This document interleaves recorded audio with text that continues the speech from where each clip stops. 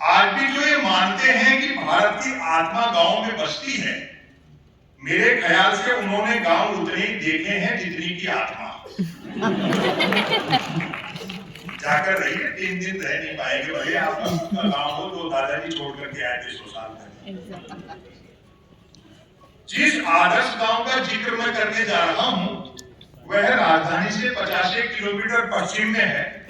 चूंकि रास्ते में शराब के कई ठेके पड़ते हैं, इसलिए ये दूरी घटती बढ़ती ही रहती है। अब आप समझ सकते हैं। कहते हैं कि वह गांव, आदर्श गांव, किसी जालिम सिंह नामक डाकू ने बसाया। पुराने गांव किसी सेठ जी ने, ठाकुर साहब ने, डाकू ने, चौधरी जी ने, पटेल ने, ये लोग बसाते थे। अब वो शब्द आएगा निर्वाचित। कहते हैं कि उक्त आदर्श गांव किसी जालिम सिंह नामक डाकू ने बसाया था, जो कि निहायत ईमानदार और परोपकारी डाकू थे, दूसरे का भला चाहने वाले, जो कि निहायत ईमानदार और परोपकारी डाकू थे, क्योंकि निर्वाचित नहीं थे, चुने हुए नहीं थे। हालांकि बाद में उन्होंने भी डाकू जीवन से वीआरएस लेकर पॉलिटिक्स ज्वाइन कर ली थी। उनके समझ में आ गया होगा कि एक डाकू को जिनका डकैती डालने जाना पड़ता है, चुनाव जीत लेने पर वही लोग घर बैठे दे जाते हैं। और सबसे मार्मिक पंक्तियां गांधी जयंती पर, इससे तीखा मैं कुछ कह नहीं सकता। यूं भी अपराध और राजनीति में, क्राइम और पॉलिटिक्स में महज वोटिंग का एक अंतर है। संसद पर जिन आतंकियों ने हमला किया था, सुरक्षा प्रहरियों ने उन्हें गोली मारने से पहले निश्चित ही कहा होगा, समर्थन करना, मेरी हिम्मत की दाद देना। सुरक्षा प्रहरियों ने उन्हें गोली मारने से पहले निश्चित ही कहा होगा, मानते आप आतंकवादी हैं, बहुत बड़े अपराधी हैं, लेकिन चुनाव जीते बिना अंदर नहीं जाने देंगे।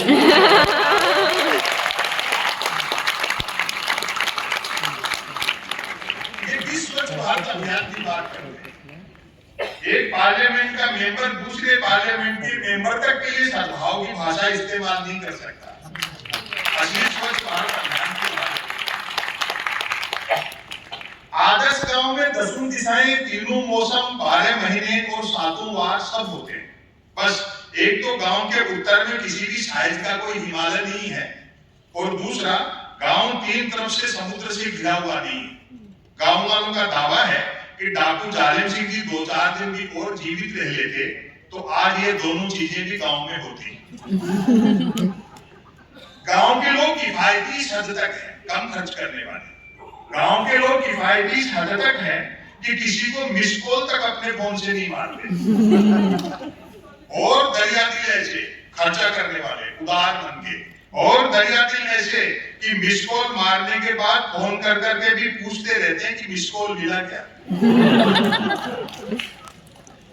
गांव में कुल 13 पर्यटक स्थल है, टूरिस्ट पैलेस, 3 शराब के ठेके, 1 मंदिर, 1 प्राइमरी स्कूल, 2 कुएं, 1 पुलिस चौकी तथा 5 शमशान घाट। सरकारी ठेकों के बावजूद हस्त निर्मित शराब को ही प्रायोरिटी दी जाती है, हाथ से बनाई हुई शराब को ही प्राथमिकता दी जाती है, ताकि ग्लोबलाइजेशन के इस भीषण दौर में भी स्वदेशीपन बना रहे। अधिकांश लोग शराब पीते हैं, कई नहीं भी पीते। जो नहीं पीते हैं वे पीने वालों को समझाते बुझाते रहते हैं। उनके समझाए से जब पीने वाले नहीं समझते हैं तो दुखी होकर वे भी पीने लगते हैं। लोगों में सरकारी नौकरियों के प्रति बड़ा मोह है। सबका प्रयास रहता है कि काम ऐसा हो जिसमें काम न हो।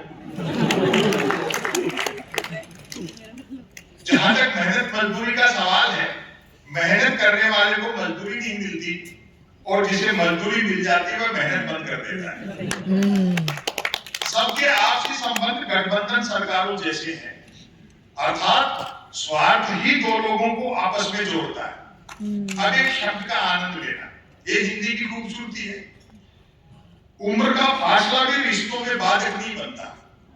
दिन में जो बेटे का क्लास फेलो होता है, शाम को वही बाप का ग्लास फेलो होता है। गांव में जब से हैंडपंप लगे हैं दोनों कुएं शर्त लगाकर कूदने के काम आ रहे। स्कूल उतनी ही देर चलता है जितनी देर मिड डे मील चलता है। पुलिस चौकी को लेकर मतभेद है कि अपराध बढ़ने से चौकी खुली है या चौकी खुलने से अपराध बढ़ा। अब जो मुख्य समस्या कास्टिज्म की है उसको देखें। 5 शमशान घाटों से खुद ही सिद्ध है कि गांव में 5 जातियां रहती हैं। इस बात का पूरा ध्यान रखा जाता है कि इंसान के मरने के बाद भी उसकी जाति नहीं मर जाए। एक दफा कै जाति के लोगों ने अपना एक शव, डेड बॉडी, कै जाति के लोगों ने अपना एक शव गफलत में खै जाति के शमशान में जला दिया। बात ऐसी बिगड़ी कि खै जाति वालों ने तुरंत अपना एक व्यक्ति मारा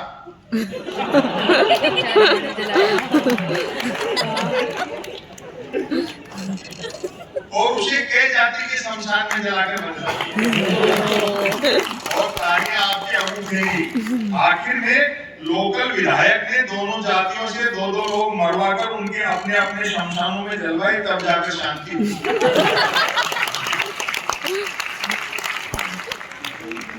एकमात्र मंदिर का निर्माण भी डाकू जालिम सिंह जी ही करा गए थे।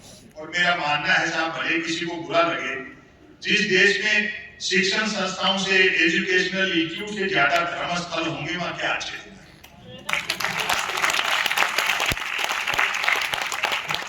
एकमात्र मंदिर का निर्माण भी डाकू जालिम सिंह जी ही करा गए थे। कथा है कि एक रात सपने में उन्हें एक साधु ने ताना मार दिया था कि मूर्ख, लूट का माल यूं नहीं बचेगा, थोड़ा दान धर्म भी करना सीख। कहते हैं बात ऐसी चुकी कि डाकू जालिम सिंह जी ने अगली ही रात आसपास के कई मंदिरों को लूटा और उसी मेहनत की कमाई से इस भव्य मंदिर का निर्माण किया। घरों में 2 चीजें सबके यहाँ फाइनेंसिंग है किस्तों पर, मोटरसाइकिल और टेलीविजन। मोटरसाइकिल इसलिए कि गांव सड़क मार्ग से शहर जा सके, टेलीविजन इसलिए कि शहर आकाश मार्ग से गांव आ सके। टेलीविजन ने तो ज्ञान के क्षेत्र में, नॉलेज के क्षेत्र में क्रांति कर दी। कक्षा में मास्टर जी महाभारत के रचयिता का नाम पूछते हैं तो बच्चे बिहार चोपड़ा बताते हैं।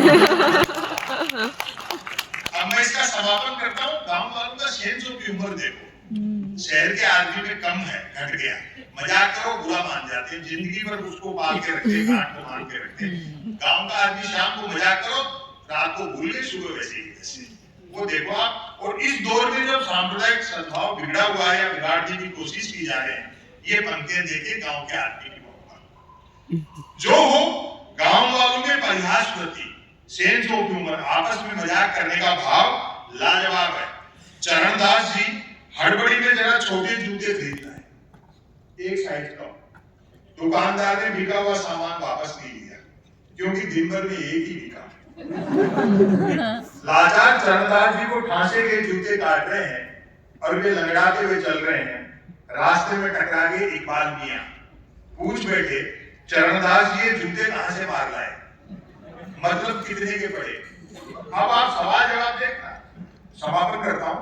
चरणदास जी जूते कहां से मार लाए, मतलब कितने के पड़े। एक तो जूते काट रहे थे, ऊपर से इकबाल मियां की मार लाए और पड़े जैसी भाषा। चरणदास जी ने झल्ला कर कहा, पेड़ से तोड़े। इकबाल मियां बोले, महाराज कच्चे तोड़ लिए। एक बार तालियां बजाते।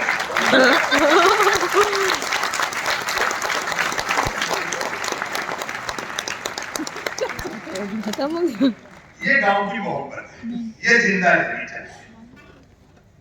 बहुत अच्छा सुन रहे हैं आप, इतना अच्छा।